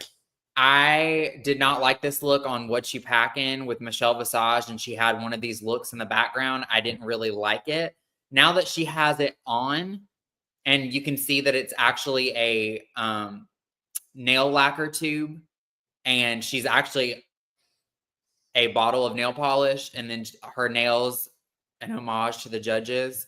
I feel like this is campy, it's creative, it's cute, and I like it. I feel. You know who we should have brought on to talk about this challenge? Who? Your nail tech, Brittany. Oh Shout my out god! Brittany, because it would have been funny to see what she thought of each one of the nails, and if we could have gotten a closer to the nails. But yeah, if anyone does ever see any of the queens post what they would have done for the current week's challenge, please send it to me, because I would love to post it and look at it. It's fun to see what queens would have done, because whether they stay or go early, they all spent the same amount of time trying to get all these looks together, and I would like to showcase them where we can. I like that a lot of people are complaining that the first 2 episodes now they don't ever send anybody home, but you have to think production and the show was spending so much money bringing all these queens here and paying for all their luggage for them to go home first, just to spend all that money to send them back home. So like, I'll be honest, I'm not as mad about that. Like, to me, yeah, on one hand, I'm like, ugh, we're at episode 7 and only 4 people have gone home. But again, I think if we had had things like this before, we would have seen other queens last a lot longer, like Naysha Lopez. It's one of the most iconic first boots ever. But I would like to see, give them a little bit more time for us to get to see them, get to know them. And I think that nobody wants to be pork chop. I think one of the queens said it, that's the reason why I brought it up. One of the queens said it recently. They said they're doing the last couple of seasons, or the last handful of seasons, really, they're not sending any queens home the first episode or the first 2 episodes, because they're kind of giving the drag queens a chance to kind of acclimate, but also to at least show a couple of their looks that they brought. So it's not like a waste, because I mean, the show's wasting all this money bringing this queen here, sending a queen home right after they got here. Meanwhile, they brought all this luggage that they had to pay for to bring to the show and send back home, and nobody ever even got to see it. And that's a very important thing, the acclimation, because as someone who has been on television, at first you start to freeze up, and then it takes a moment to kind of get used to it, or kind of get adjusted to this is what's happening. And so, and then by the time you kind of do, it's over with. Yeah. So, I don't think I feel like it's essential to let the girls kind of like get a feel for their surroundings, because like these girls are like, a lot of these girls are flying across the country. They're having to meet all of these queens for the first time. They're in a new space that they've never been to. They've got to get like set up in their station, and they've also got to get used to like the work schedule and the filming schedule and having a camera on them at all times and like being around a bunch of different personalities all the time. Young. Like how many, like when you were 22 or 23, how long had you been away from your family more than, a few days at a time? Like, no, like I hadn't been away at that age. I probably hadn't been away from my parents for more than probably like 2 or 3 weeks at that point. Well, that's because I would spend, when I was in high school, I would spend my summers in Illinois, where most of my family, most of my family lives on both sides. They live in Illinois. So I would spend most of my summers there. I would spend, 3 or 4 weeks up there. So but I guess you were still with family. Yes, still with family. If you were, if you were just going off someplace by yourself, like we know when you first, moved off and you were by yourself and not close to family, you were melting and spiraling because I was depressed. Like, so I'm sure it's the same with a lot of these girls who go on Drag Race. They're by themselves in a hotel room all night, and then they have to wake up at the crack of dawn to get ready. I like the new format. I'm just saying. I appreciate it. I didn't like the old way where the girls would literally get sent home the first episode and they didn't even get to showcase their looks. The only way that they could showcase their looks is what you pack in. And they just started doing that a couple of seasons ago. But even before that, unless the drag queen got on social media and had a big presence, would post their looks. This is what I would have wore for this challenge. This is what I would have wore for this challenge. Most queens that's don't do that. A lot of queens. Oh God, what's her name? Fifi O'Hara. Oh God. Oh no, she didn't go home first. No, I thought you meant like who like posts their looks and stuff. No, she did like 365 days of drag where she literally got in drag every single day and posted a look on social media. No, it was it's one of the recent seasons. Hold on, I'm looking up. Yeah, it was season 15. Irene Dubois. She did that where she posted every single look, and it made me actually like her and want to, see more of her. Or we have some where, Serena Cha-Cha and Magnolia Crawford go home first, and I'm happy for it. So. Yeah. And I feel like there's there's queens that went home first in their season that had way more drag to show. And there's queens that stayed halfway through that had no looks to show. So yeah, I feel like it's a disservice to not only the drag queen, but also the show and us viewers to not be able to see these queens and like the potential that they may have if they would have stayed on longer. So we actually get to showcase their runways and their fashions and their repertoire of clothing. I think maybe instead of doing, future seasons, instead of having like a badunkadunk challenge, I mean, I like it, but have just where it's one save, or do the chocolate bars and do something like that again. Save one and then save something for a double elimination. Like I would love to see Sasha, both of you Sasha away. Sorry, bye. I love when that happens. Yeah. But anything else you want to cover for the season? Nope. I disagree. I disagreed with last week. I disagreed with last week's elimination. I don't feel like Hormonal Lisa should have went home. I don't feel like she was the weakest to be in the bottom two. I feel like she was definitely in the bottom, but not the bottom two. Just like this week, I don't feel like, even if I do agree Crystal should have been in the bottom two. Let's just say I agree with that, which I don't technically. She should have been in the bottom 3 or 4, but I don't feel like she should have been in the bottom 2. But even if she was in the bottom 2 and I agreed with it, I don't think she should have. I feel like if they're putting in their track record as well as the lip sync, like she did better in the lip sync to me. Lana did the same thing in this lip sync that she did in the last lip sync. And yes, she does that well, but I feel like Crystal did better and she's had a better track record this whole time in the competition. Yep. Lana's either been safe or in the bottom the last 2 weeks. Well, safe or close to the bottom, as RuPaul told her. Well, yes. So she actually was in the bottom the last 2 weeks, but really 3 of the last 7 episodes, she should have been in the bottom, maybe actually 4. because she just brought up the the first design challenge that she, her talent wasn't that well. If it hadn't been for Ariete saving her, she probably would have been, more towards the bottom. So I just don't. I like Lana as a performer, and her drag is pretty. It's just I feel like Crystal, she should have went home over Crystal. That's just me personally. Well, and pretty drag's fine, but I'd rather see great drag than pretty drag. And I feel like Crystal was a strong.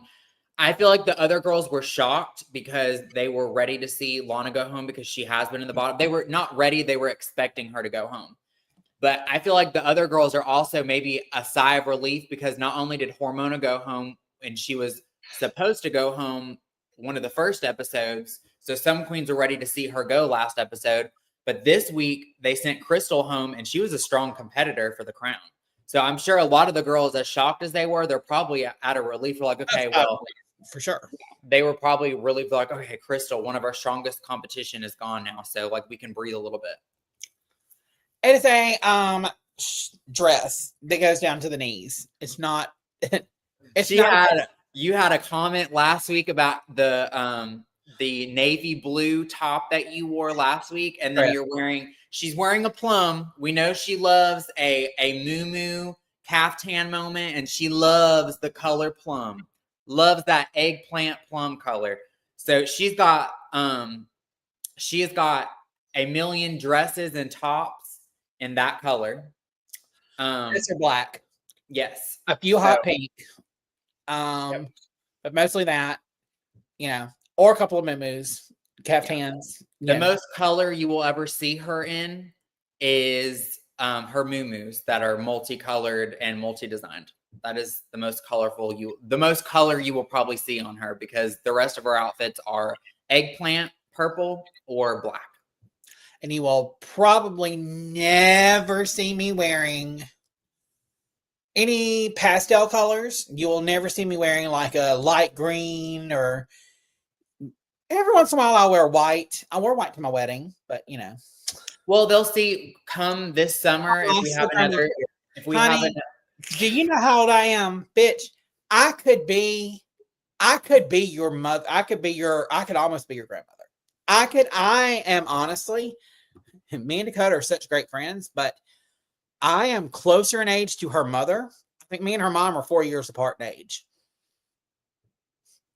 But Mackenzie, to be fair, like Mackenzie, I always say is like my older sister, because even if she technically could be my mother, she would have had to have been like 15 or 16 when she had me. So I think 15. You would have had to have been 15 when you had me. So you would have been a young mother. 29, right? 30. You'll be 30 this year, right? I'll be 31 this year. Oh, shit. Yeah. So, I would have had to been 15 when I had you. Yeah. 14. So, I mean, which is possible because I was a hoe back in the day. Like by 15, I'd already racked up double digits on people that I'd had sex with. Okay. I'm confused by the word that you used. You said you were, as in this is a past tense type of situation. But remove her again. I am not currently. Kenzie is giving teen grandma that is not a day over 35. I always say Mackenzie on Teen Mom. Mackenzie is more like less like a mom and more like that fun aunt that literally would buy you anything, that would take you anywhere and let you do anything you wanted against your parents' wishes. That's the kind of your mom and dad, but I know you got your sophomore prom, and I'm gonna go and get you some liquor. Do you want some weed? I'm gonna get you some weed. And girl, here, we're going to give you some condoms because the boy's going to be wanting to hit that ass, and we don't need no babies. Mackenzie, the best way to describe her, Mackenzie is a mix of Paulette from Legally Blonde as Jennifer Coolidge's character and Regina George's mom from Mean Girls. She's like a mix of those two people if she was to be an aunt to us. That's fair. Yep. My I'm niece not and just, nephew, I'm when not my just niece an, and nephew was I'm not just small. any aunt. I'm a cool aunt. Yeah. Like, My niece and nephew, when they were young, well, my nephew, I don't like kids. Well, I take it back. I like some kids. I like kids when I don't have to assume responsibility for them for long periods of time and I can send them back to the people that made them. But my nephew would come over, my niece, and I would give them a bunch of candy, let them eat all the chocolate and everything they wanted. Then I would teach them dirty words. This is how to say fuck. Fuck. Fuck you, mom. Fuck you, mom. Not through Gina George sneak. And you know, I get blamed because I'm the cool aunt. So I'm the oldest of 5 siblings. I have 4 younger brothers underneath me, and I'm the oldest. So 2 of my 4 brothers have children. The oldest brother has a 3-year-old daughter. Well, she'll be 4 this month. And then my other brother has he'll actually be 3 in June.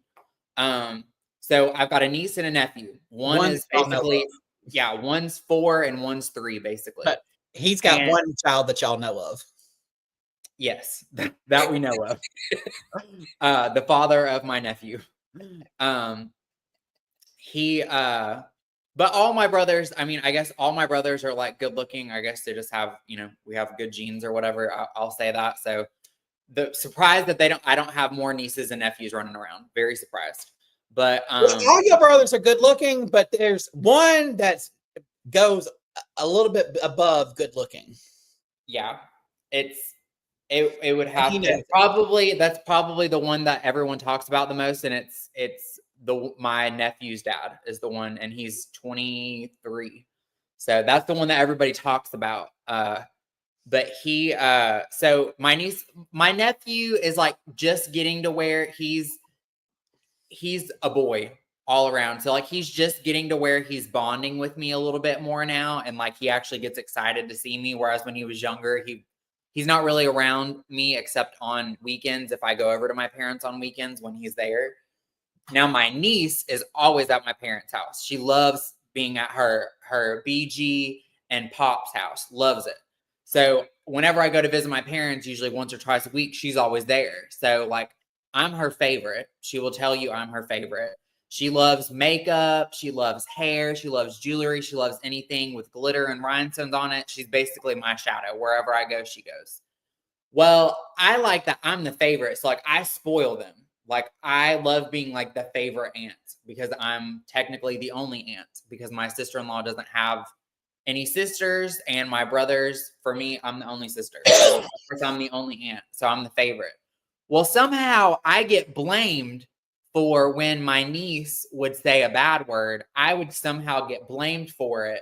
And I'm like, I'm only around her. She probably heard it from you, or she probably heard it from me. I don't cuss a lot. Like I'm not a person that cusses all the time. But you always say talk to me on either video chat or speakerphone around her, and I like to say a lot of choice words. So I probably have taught the child. Maybe. But my brothers and my parents cuss like sailors, and she's around them 24/7. She's around my brother and sister-in-law, which are her parents, and then she's around my 3 other brothers, and she's around my parents all the time. They cuss like sailors. I'm only around them once or twice a week. I barely cuss. How am I getting blamed for her bad behavior? Maybe the fact that she's spoiled and expects whenever we go to the store that she has to get something. Yes, maybe I am to blame for that. I created a monster, but that's okay. But her saying the occasional cuss word, which she doesn't really, now that she's older, she knows that they're no words. But when she was like 2 or 3, she would just say, "Oh, sit. Oh, sit." I'm like, I don't even say that. How am I getting blamed for her bad behavior? Y'all shit. Like that's one of your favorite words. You say shit. You're like, oh shit. Shit. Not all the time though. Just you'll if I'm your hair doing something or putting on makeup and you'll draw something like, oh shit. I'm a lady. I don't say words like that all the time. Like us on Facebook if you haven't already. Also follow Couch Petty Queens on Twitter, Instagram, and I think that's all we got. If you're here on YouTube, subscribe to our channel, Couch Potato Queens on YouTube, and make sure to like and comment. It would help us out so much. If you're here on YouTube right now, go ahead, click the like button for us. Go on, just click it. Yeah, right now, right there. Click. Yep, click. Thank you. Dakota, where can they find you on social media? I'm still not on X/Twitter or Blue Sky yet. I'm thinking about making an account on Blue Sky. Probably will never make a Twitter, just not my vibe. But you can get me, add me on Facebook and Instagram, and TikTok. It's Dakota Rain XOXO. And I do have Snapchat, but I don't really use it. So yeah, you can catch me on TikTok, which I don't post on either, but I am on there a lot. And you can also get on Instagram and Facebook at Dakota Rain XOXO DAKOTA RAINE XOXO. Yep.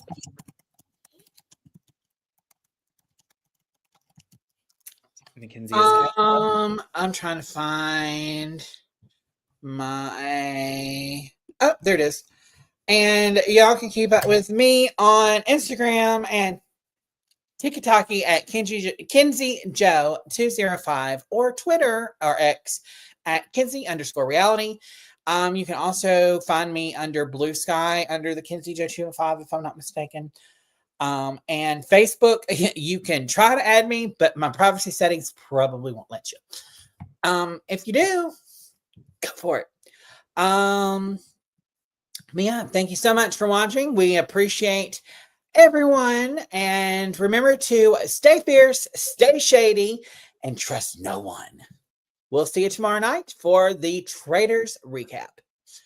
Good night. Good night.